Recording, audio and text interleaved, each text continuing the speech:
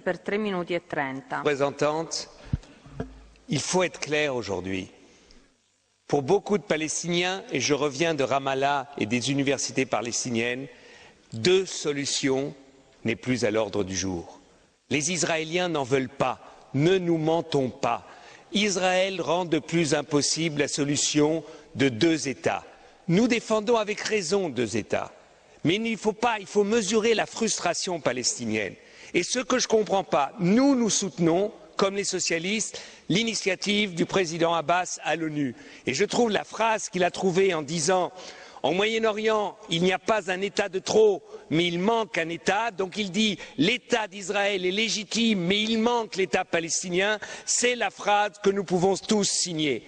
Seulement, ce que je ne comprends pas, Madame la Haute Représentante, c'est que vous arrivez ici et dites « Nous regrettons que l'Israël ait décidé aujourd'hui la construction de 1100 ». Au moins, condamnez-le et ne le regrettez pas. Dites que c'est impossible, soyez clairs. Et deuxièmement, même si nous sommes pour la reconnaissance de l'État d'Israël, de l'État palestinien tout de suite, au moins dites aux Israéliens, dites-leur, s'ils continuent les constructions, eh bien vous pousserez les États européens à tout de suite accepter la reconnaissance de l'État palestinien. Faites-leur le même chantage qu'ils font avec vous, parce qu'avec vous ils disent on va négocier et en même temps ils continuent à occuper.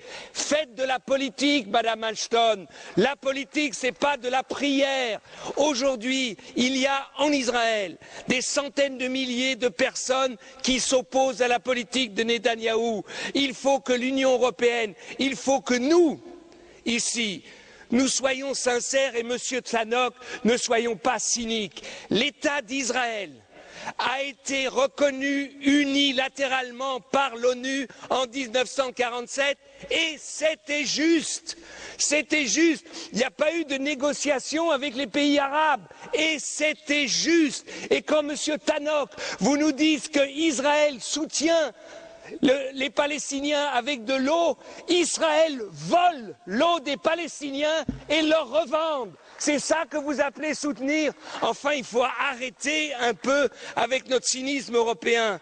Si aujourd'hui, nous nous levons pas tous et nous disions aux Israéliens, votre paix, la paix d'Israël, Israël pouvant s'intégrer dans un espace du Moyen-Orient, même de rêver des États-Unis du Moyen-Orient, où tout le monde aurait sa place, Israël doit comprendre que c'est dans son intérêt le plus intime qu'il y ait un État palestinien. Et Madame Ashton, vous devez dire aux Israéliens, des représentants palestiniens comme M. Abbas ou comme le Premier ministre Fayyad, ils n'en auront pas d'autres et qu'aujourd'hui, si le Hamas aujourd'hui est contre l'initiative de M. Abbas, parce qu'il sait que cette initiative, c'est la seule possible pour qu'il y ait deux États au Moyen-Orient. Donc je trouve que votre position est trop faible. Vous n'avez à aucun moment dit ici comment vous pouvez obliger les Israéliens à négocier. C'est un mensonge incroyable. Ils disent on va négocier sans conditions parce que sur le terrain, on est en train de changer les conditions. On est en train de continuer l'occupation. Donc dites aux Israéliens où ils arrêtent tout de suite les colonies, la colonisation et la construction, où l'Union européenne soutiendra tout de suite la reconnaissance de l'État palestinien maintenant dans la 66e réunion des États de l'ONU. Si vous ne le faites pas, Madame Ashton, eh bien, vous verrez que dans 6 mois, il n'y aura pas de négociation. Dans 1 an, on en sera là où on en est aujourd'hui. Vous reviendrez ici, vous dites il faut que les Israéliens et les Palestiniens comprennent que ce n'est que par les négociations qu'ils arriveront à la paix.